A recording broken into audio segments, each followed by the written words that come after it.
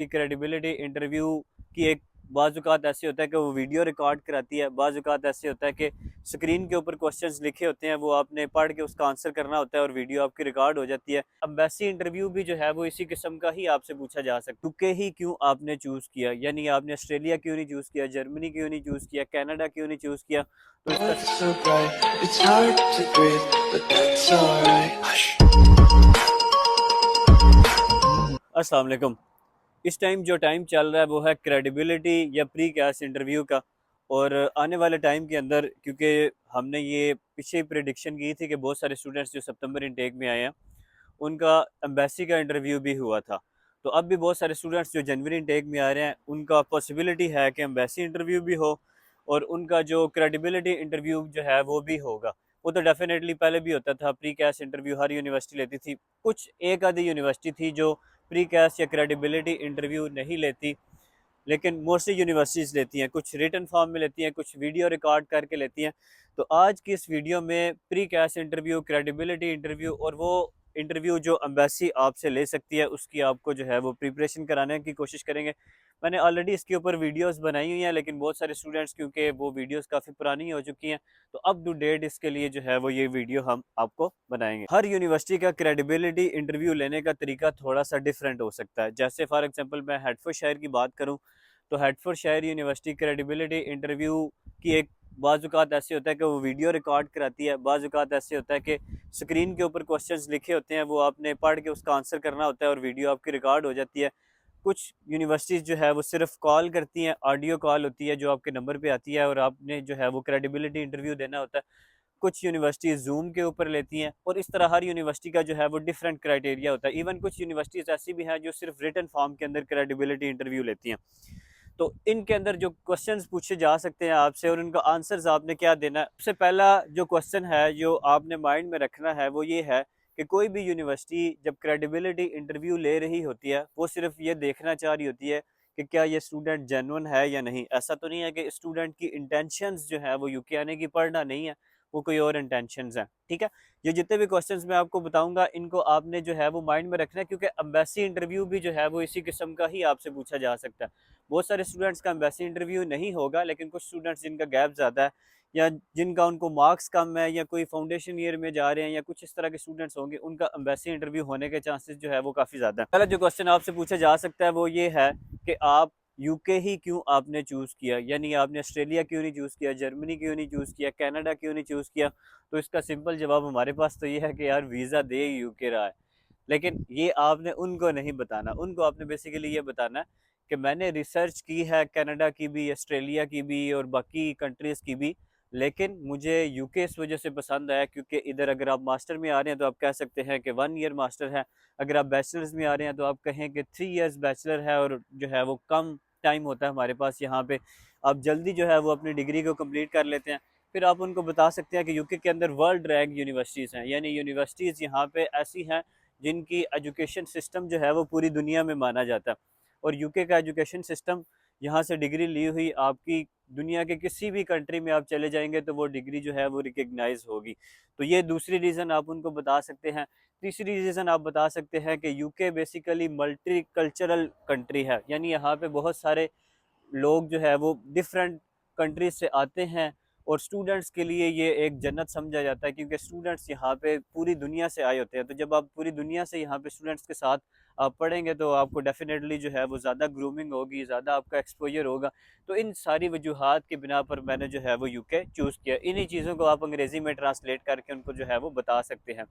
कोशिश ये करें कि ये जब क्रेडिबिलिटी इंटरव्यू की आप प्रिपरेशन कर रहे हो तो ये क्वेश्चंस नोट डाउन कर लें और अपने किसी फ्रेंड को या भाई को या सिस्टर को आप ये कहें कि ये क्वेश्चंस मुझसे पूछो और आप उसको रिपीट पे जो है वो आंसर देते जाएं।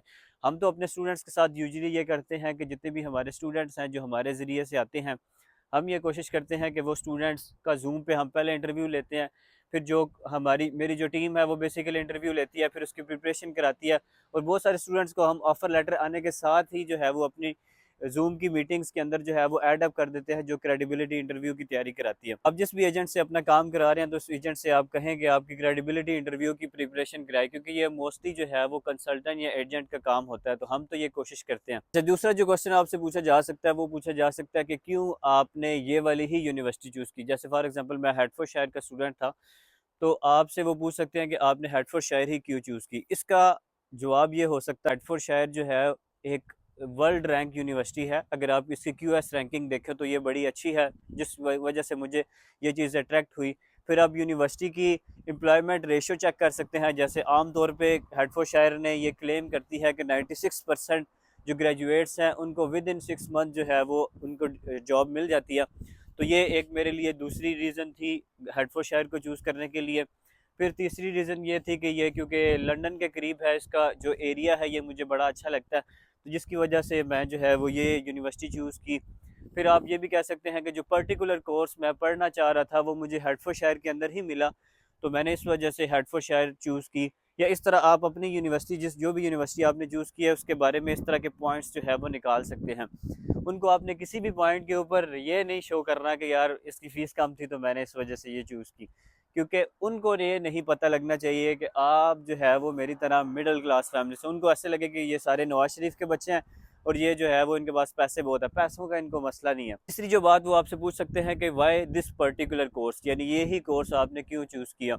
अब उस कोर्स की आपके पास डिफरेंट रीजंस हो सकती हैं। जैसे फॉर एग्जांपल मैं अपना बताऊं तो मैं, क्योंकि मैंने बैचलर्स इलेक्ट्रिकल में किया था, तो मास्टर भी डेफिनेटली मैंने इलेक्ट्रिकल में ही करना था।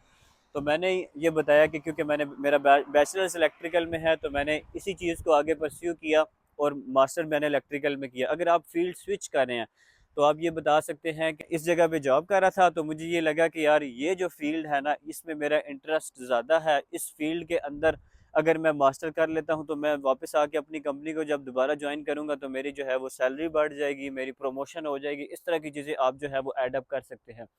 फिर वो आपसे कोर्स के मॉड्यूल्स भी पूछ सकते हैं। जो भी कोर्स आपने सेलेक्ट किया है, आप यूनिवर्सिटी की वेबसाइट के ऊपर जाएँ, वहाँ पे कोर्स के मॉड्यूल्स देखें। आमतौर पे 7 या 8 मॉड्यूल्स होते हैं, वो आप वहाँ पे उनके नाम जो है वो याद कर सकते हैं, क्योंकि मोस्टली वो 4-5 के आपसे जो है वो मॉड्यूल के नाम पूछ सकते हैं, वो आपको आने चाहिए। बाज़ औक़ात पिछले इनटेक्स में बहुत सारे स्टूडेंट्स के साथ ये भी हुआ है कि उनको मॉड्यूल के नाम याद नहीं थे, तो उनको जो है वो क्रेडिबिलिटी इंटरव्यू फ़ेल हुआ है। तो ये रिस्क ना लें। मैं तो यही रिकमेंड करता हूँ कि आप क्रेडिबिलिटी इंटरव्यू की प्रिपरेशन जो है वो अच्छे से करें। फिर चौथी चीज़ वो आपसे ये पूछ सकते हैं कि आपको स्पॉन्सर कौन कर रहा है। स्पॉन्सर कौन कर रहा है मतलब ये है कि आपको पैसे कौन दे रहा है यहाँ पे आने के लिए। तो यूजुअली तो आप, मेरी रिकमेंडेशन अपने स्टूडेंट्स को यही होती है कि आप बैंक स्टेटमेंट अपने ही अकाउंट में डिपॉजिट करें। उसका फ़ायदा ये होता है कि आपको अलग से किसी को स्पॉन्सर नहीं करना पड़ेगा। आप ये कह सकते हैं कि मैं अपने आप को खुद ही स्पॉन्सर कर रहा हूँ, लेकिन ये पेमेंट जो है, क्योंकि मेरी कोई अर्निंग नहीं थी। अगर आप कहीं जॉब कर रहे थे तो आप कह सकते हैं वो जॉब से ही मैंने पैसे कमाए। अदरवाइज़ आप कह सकते हैं कि ये पैसे मेरे फादर ने मुझे दिए हैं या मेरी मदर ने मुझे दिए हैं, ये आप उनको कह सकते हैं। लेकिन बैंक स्टेटमेंट अगर आपकी अपनी है तो आप जो है वो उनको बता सकते हैं। दूसरी चीज़ जो आपसे पूछ सकते हैं कि आपकी यूनिवर्सिटी की फ़ी कितनी है, क्योंकि आपको अपनी फ़ी के बारे में पता होना चाहिए कि आपकी टोटल फ़ी कितनी है, इनिशियल डिपॉज़िट आपने कितना कराया, अगली आपने जो पेमेंट है वो कब सबमिट करानी है, वो ऑफ़र लेटर के ऊपर चीज़ें लिखी होती हैं। आप जो है अपने एजेंट से भी पूछ सकते हैं कि अगली फ़ीस कब जमा करानी है, इनरोलमेंट की फ़ीस भी वो आपसे पूछ सकते हैं। तो ये चीज़ें आपको जो है वो पता होनी चाहिए। फिर वो आपसे अकोमोडेशन का पूछ सकते हैं कि आप अकोमोडेशन कहाँ पे बुक कराएँगे, तो आप यूजुअली उनको यही बताएँ कि यार मैं यूनिवर्सिटी की अकोमोडेशन के बारे में ही सोच रहा हूँ और मैं जो है वो यूनिवर्सिटी की अकोमोडेशन ही बुक कराऊँगा।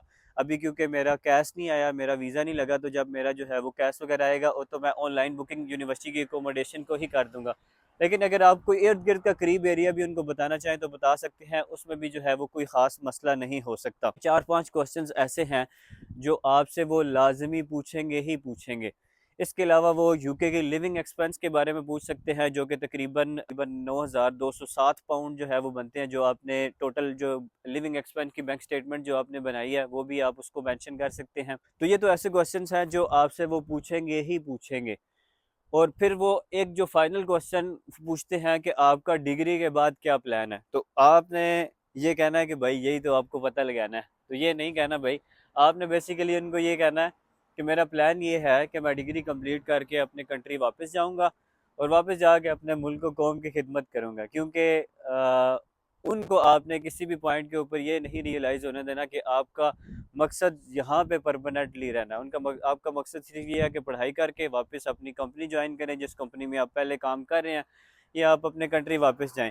तो ये कुछ क्वेश्चंस ऐसे हैं जो आपसे वो पूछे जा सकते हैं। मज़ीद हर एजेंट के पास जो है वो एक क्वेश्चन की एक लिस्ट होती है, वो आप अपने एजेंट से माँगें, वो ज़रूर आपको देगा। अगर आप मेरे ज़रिए से कर रहे हैं तो हमने तो ज़ूम पे जो है वो मीटिंग्स एवरीडे होती हैं हमारे स्टूडेंट्स की, और हम उनको जो है वो इंटरव्यू की प्रिपरेशन कराते हैं, और मोस्टली 99.99% मेरे स्टूडेंट्स जो है वो अल्हम्दुलिल्लाह सब ही क्रेडिबिलिटी इंटरव्यू में पास हुए। आज तक कोई स्टूडेंट मुझे याद नहीं है कि कोई फेल हुआ हो। हाँ, अगर वो खुद ही ना आना चाहे तो वो एक अलग बात है। तो मुझे उम्मीद है कि आपको समझ आ गई होगी। आज की वीडियो में इतना ही। मज़ीद इस किस्म की वीडियोज़ बनाते रहेंगे। बहुत शुक्रिया। अल्लाह हाफ़िज़।